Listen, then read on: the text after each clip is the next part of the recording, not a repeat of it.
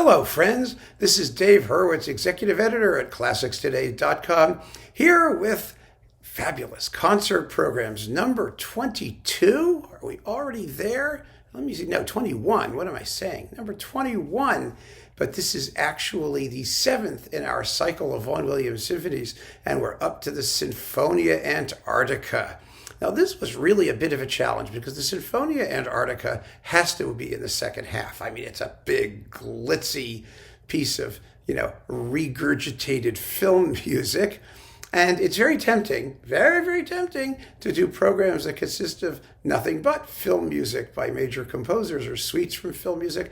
I wanted to do a little of that, but I didn't want to do a theme program because I think in this case, a theme program is a little bit demeaning. In other words, I don't want you to listen to the Sinfonia Antartica because it comes from a film.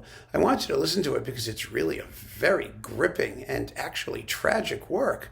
Extraordinarily atmospheric and expressive and beautiful, and it really deserves to be heard in its symphonic guise. On the other hand, there is some wonderful music by film music composers, but I wanted to really focus on a musical element.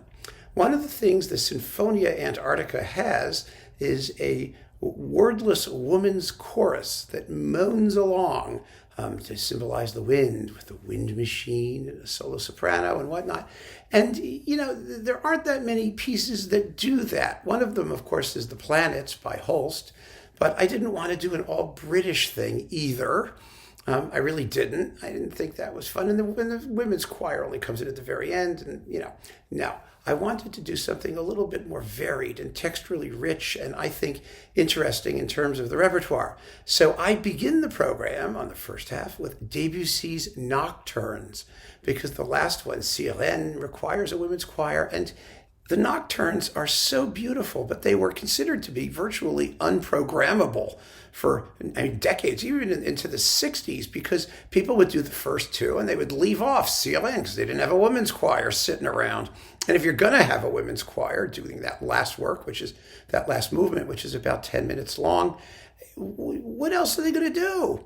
Well, do the Sinfonia Antartica. Then they get more to do, and it's really wonderful. So the two halves of the program are united by the sound, not by some theme or extra musical concept, but by the sound of that wordless women's choir.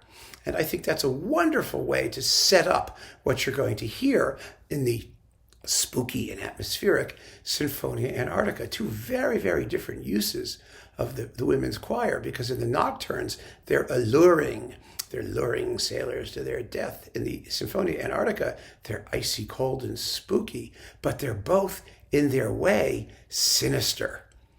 Just in two different sort of formats, in two different expressive frames, but you still hear that siren song of seductive doom and death. Oh, it's so wonderful. And in between them, the Korngold Violin Concerto to wrap up part two. You can get a great soloist. It's a piece that's really come into its own in the past couple of decades. Most violinists now play it. It's unbelievably virtuosic. It's incredibly fun. It's full of great tunes from Korngold's movies, Another Dawn, The Prince and the Pauper, and some other ones like that. Just an amazing work. And there you can use the movie music tie-in. But it's not complete because I wanted, like I said, to do something that had a more overarching musical and sonic identity rather than just the idea of film music. But I didn't want to throw away the idea entirely because why should we? We should use every tool at our disposal to bring the audience into the concert hall. And I think that this is a program that really accomplishes that. I really do. And I hope you do too. Try it at home. It really works well.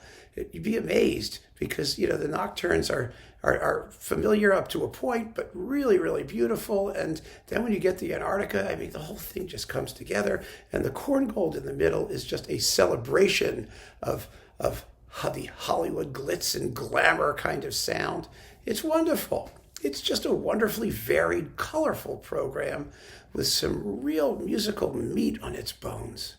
And that's the intention of all of these things, to give people a really fulfilling musical experience, not just some sort of intellectual or theoretical, musical identity thing. I mean, really listen. It's just marvelous. So keep on listening, friends. Thank you so much for joining me. Take care.